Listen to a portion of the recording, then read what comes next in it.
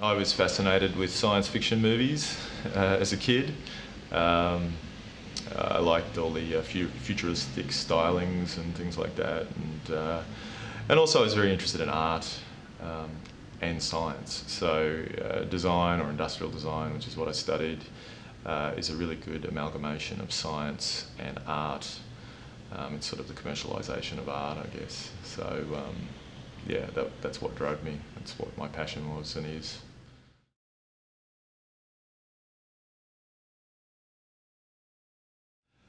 I believe in doing. I'm a firm believer in design as a living laboratory. There's no point in brooding about ideas for years and years. I think you learn a lot in the doing. And so my philosophy is certainly to, if you have a concept, then pursue it and get it out there. It's how I work. And it's not, you don't always have a good one, but you learn a lot in the process.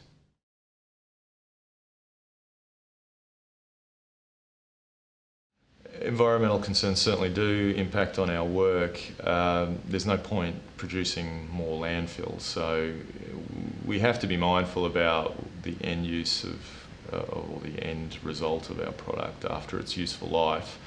Our studio has a policy, a stewardship policy, so we will take back our product at the end of its useful life.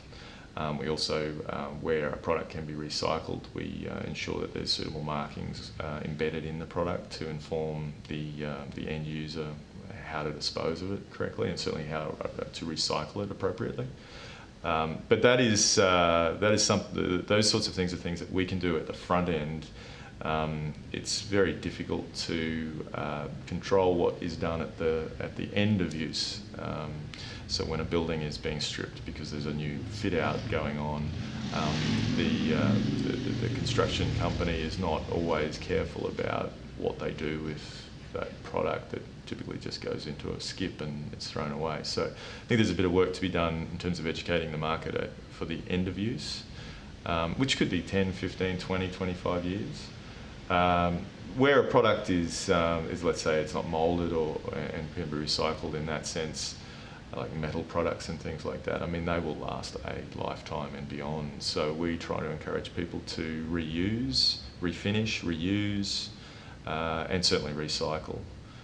We also, with many of our products, we have them Good Environmental Choice certified.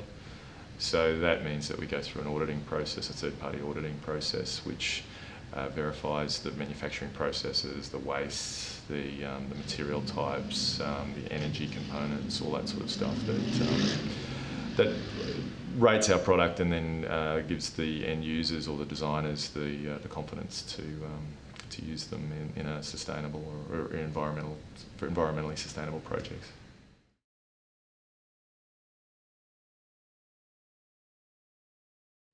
Well, there certainly is a difference.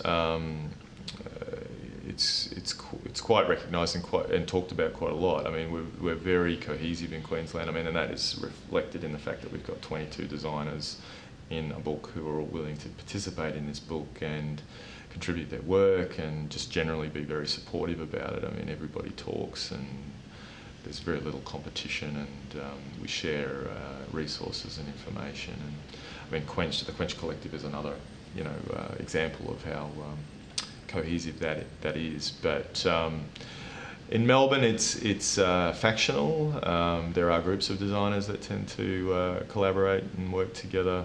In Sydney, they don't talk, so it's a very different scene. I guess it's very competitive in Sydney. Queensland, we're looking to all kinds of foreign markets, not just the traditional European market for our design work. I think certainly in Sydney and New South Wales, they look very much to Europe. Victoria probably has a bit of a broader view, but again, it's very Europe focused.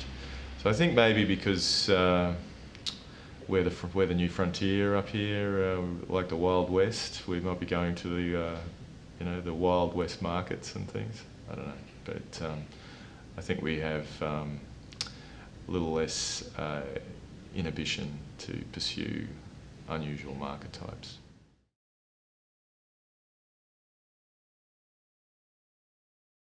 There are many challenges. Small market is one that comes up all the time. I mean, you really do have to have a market sizable enough to grow your business and to sell your product. If you can't earn a living and you can't support your design, then you're probably not going to get too far. So having a home market that supports design, supports your work, allows you to grow and allows you to then develop into foreign markets. That's really challenging. It's getting better. It's getting better all the time because Australians are more receptive to Australian design. Queenslanders are more receptive to Queensland design. The other challenge, I think, is the shrinking manufacturing sector in Australia. It's not only shrinking, but it's also becoming fractured and disparate, and it's very hard to have a material product or a multi-part product made in this country where you have to have all these parts manufactured in different locations, brought together at some point and assembled, and we're just not geared up. We're not industrialised enough for that. There are other markets in the world that are, and it's not about price, it's really about accessing resource. And so I think Australia we're going to become a design, our industry is going to be focused on the design, not necessarily the manufacturing and the production.